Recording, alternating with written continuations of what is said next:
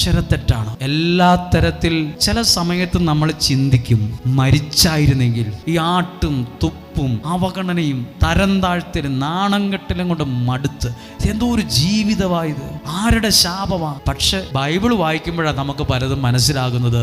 ഒന്നുമില്ലായ്മയെന്ന് പോലും മുമ്പേ പറഞ്ഞ വാക്കല്ല കേട്ടോ. ഇപ്പം നിങ്ങളെ ചേച്ചി എന്ന് വിളിക്കുന്നു, ചേട്ടൻ, അയാള്, അവള്, ഇതേ ആൾക്കാരുണ്ടല്ലോ നാളെ അങ്കിളേന്ന് വിളിക്കും, ആൻറ്റി എന്ന് വിളിക്കും. നമുക്ക് ചിരി വരും.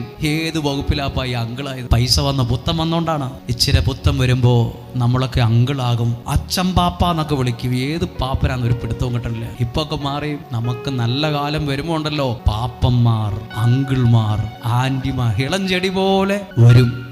നിങ്ങളത് വിശ്വസിച്ച് ജോണ 2 ലൈൻ പാടുക. ഒന്നുമില്ലായ്മയിൽ